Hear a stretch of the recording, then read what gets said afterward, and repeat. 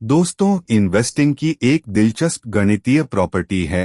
Returns जोड़ते हैं लेकिन लॉस बांटता है। स्क्रीन पर स्पाई चार्ट देखो। 500 का प्रॉक्सी जो भारत से LRS इंटरनेशनल इन्वेस्टिंग करने वाले भी अक्सर देखते हैं। मान लो 1 रुपया लाख से शुरू किया और 50 लॉस हुआ, बचता है सिर्फ 50,000 रुपए। अब इस 50,000 रुपए को वापस 1 रुपया लाख बनाने के लिए 50 नहीं, ठीक 100 प्रॉफिट चाहिए, क्योंकि छोटे बेस पर 100, बड़े बेस पर 50। यही कहते हैं लॉस एसिमेट्री।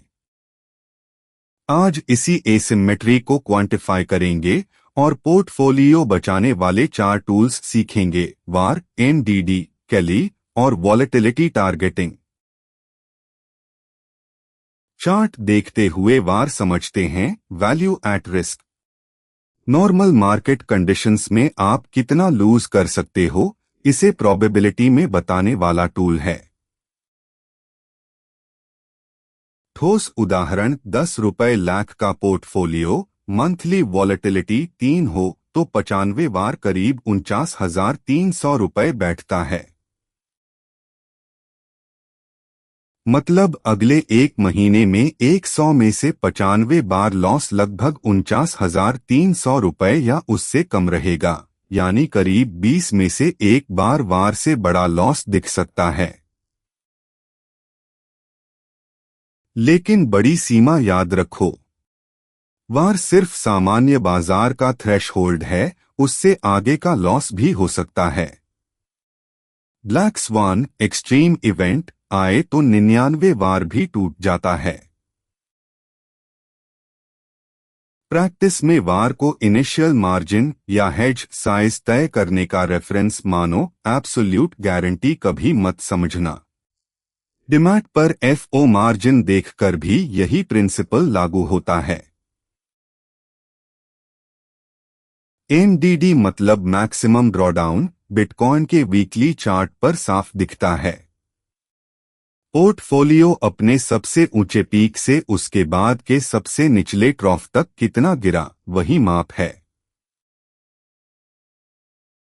उदाहरण: 1 रुपया लाख तक चढ़ा, फिर 80,000 रुपए तक गिरा। MDD 80,000 1 लाख बटा 1 लाख 20। सिंपल है ना? लेकिन फिर एसिमेट्री आती है। 20 लॉस रिकवर करने के लिए प्लस 25 चाहिए, 50 लॉस के लिए प्लस 100, यानी पूरा डबल। ये रेशियो नॉन लिनियर है, गड्ढा जितना गहरा, रिकवरी अक्सर एक्सपोनेंशियली लंबी। संख्याएं खुद बताती हैं। 75 ड्रॉडाउन पर प्लस 304 गुना चाहिए। इसलिए डीप लॉस रोकना इतना जरूरी है। सिप की LSS में भी ड्रॉडाउन डिसिप्लिन काम आती है। Kelly criterion blackjack card counting से मशहूर हुआ। Long run wealth growth maximise करने के लिए हर ट्रेड पर बैंकरोल का कितना हिस्सा लगाना ऑप्टिमल है, यही बताता है। Simple form: allocation 2, win rate 1, जब पे ऑफ 1 मिनट हो। विन रेट 60 हो तो एलोकेशन 20 निकलता है। प्लेन हिंदी में हर ट्रेड पर कुल कैपिटल का करीब 20 ही रिस्क करो तो थ्योरी में लॉन्ग रन ग्रोथ सबसे तेज होता है। क्रिटिकल वार्निंग: फुल कैली 100 कैली थ्योरी में ऑप्टिमल है, लेकिन असली बाजार में बहुत गहरे ड्रॉडाउन झेलने पड़ते हैं, साइकोलॉजी टूट जाती है। इसलिए प्रैक्टिशनर्स आमतौर पर क्वार्टर से हाफ कैली चलाते हैं, करीब 5 से 10। भारत में NSE BSE FO या मार्जिन ट्रेड पर एक बार में कितना लगाऊं तय करते समय यही प्रिंसिपल लगाओ। SCBI रिटेल FO लॉस की चेतावनी याद रखो। लेवरेज आसान लगता है, रूइन तेज आती है। वॉलेटिलिटी टारगेटिंग वो टेक्निक है जिससे मार्केट वॉल बदलते रहे फिर भी पोर्टफोलियो की हिलने डुलने की तीव्रता करीब करीब एक जैसी रहे, बिटकॉइन वीकली चार्ट जैसा क्लस्टरिंग पैटर्न। रूल सीधा है, target volatility current volatility leverage या एक्सपोजर रेशियो। सालाना टारगेट 10 है और अभी मार्केट 20 चल रहा है। एक्सपोजर काट के 50 करो, बाकी कैश में रखो। अगर करंट वॉल 5 तक गिर जाए तो टारगेट चेज करने के लिए एक्सपोजर 202 लेवरेज तक बढ़ा सकते हो।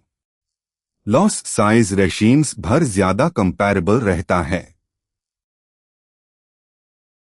पे ऑफ ये है, शांत बाजार में रिटर्न बढ़ाने को लीन इन, तूफानी बाजार में रिस्क काटो, वॉलेटिलिटी क्लस्टरिंग यूज कर रहे हो। जैसे चाय 10 रुपए से 20 रुपए की छलांग क्लस्टर्स में आती है, सीधी एक रेखा में नहीं। कैविएट, रीबैलेंसिंग आमतौर पर वीकली या मंथली होता है, इसलिए टेल इवेंट के ठीक बाद रिस्पॉन्स थोड़ा लैग कर सकता है। आरबीआई पॉलिसी सरप्राइज या ग्लोबल शॉक के दिन ये लैग साफ दिखता है। चार्ट पर रिलायंस इंडस्ट्रीज एनएसई रिलायंस की डेली वॉलेटिलिटी देखते हुए हेजिंग समझते हैं। हेजिंग वार बीटा, बाजार के प्रति कितनी संवेदनशीलता और कोरिलेशन एसेट्स कितने साथ चलते हैं से एक्सट्रीम लॉस सीमित करने की टेक्निक है। उदाहरण बुक रिलायंस बीटा 1.3 40 रुपए लाख प्लस टीसीएस बीटा 1.4 20 रुपए लाख प्लस इंडियन जीसेक बटा गवर्नमेंट बॉन्ड्स बीटा 0.2 20 रुपए लाख। वेटेड एवरेज बीटा करीब 1.05, मतलब निफ्टी 50 मूव पर बाजार से लगभग 5 ज्यादा संवेदनशील। रिस्क कैसे घटाएं? निफ्टी फ्यूचर्स पर पार्शियल शॉर्ट हेज से बीटा को न्यूट्रल के करीब ला सकते हो। एक कॉन्ट्रैक्ट शॉर्ट से अक्सर करीब 0.2-0.3 बीटा घटता दिखता है। एग्जैक्ट कॉन्ट्रैक्ट काउंट हमेशा मार्केट लेवल और पोजीशन साइज पर निर्भर करता है। कॉस्ट तुलना, वॉलेटिलिटी इंश्योरेंस, वॉल स्पाइक पर पे करने वाले ऑप्शंस से टेल गार्ड में सालाना करीब 3-5 कॉस्ट लग सकता है, जबकि गोल्ड या लॉन्गर जीसेक जैसे लो कोरिलेशन एसेट्स में डाइवर्सिफाई करो तो नेट ट्रेडिंग कॉस्ट लगभग 0 के आसपास रह सकता है। सेंसेक्स निफ्टी दोनों में यही लॉजिक लागू होता है।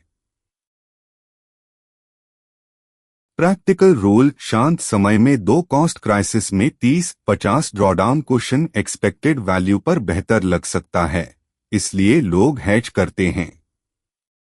डिमैट में एफओ हेज भी एजुकेशन के लिए समझो, टिप नहीं। बिटकॉइन वीकली जैसे हिलते बाजार में आज के 4 टूल्स दोहराते हैं। वार, लॉस की probabilistic ceiling plus MDD, recovery की गणित प्लस कैली, हर ट्रेड का optimal size plus volatility targeting, regime के हिसाब से एक्सपोजर एडजस्ट। ये एक दूसरे को कॉम्प्लीमेंट करते हैं।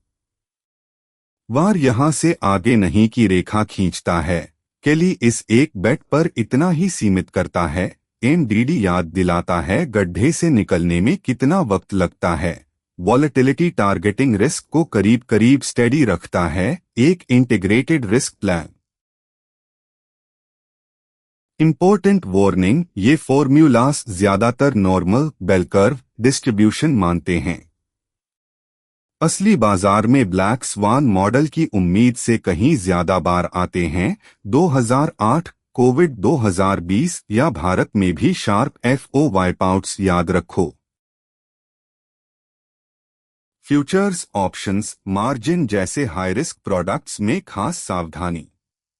इनिशियल मार्जिन छोटा दिखता है, लेकिन वार लिमिट्स इग्नोर करोगे तो पूरा अकाउंट जा सकता है। एससीबीआई रिटेल एफओ लॉस की चेतावनी हल्के में मत लो। ये लेक्चर सिर्फ एजुकेशन के लिए है। असली इन्वेस्टमेंट डिसीजन आपके रिस्क टॉलरेंस, अकाउंट साइज और आज के मार्केट आरबीआई स्टांस समेत पर खुद लेनी है। ये इन्वेस्टमेंट एडवाइस नहीं है। अगली सीरीज में एक्सट्रीम वैल्यू थ्योरी, ईवीटी, गाच और कॉपुलास आएंगे।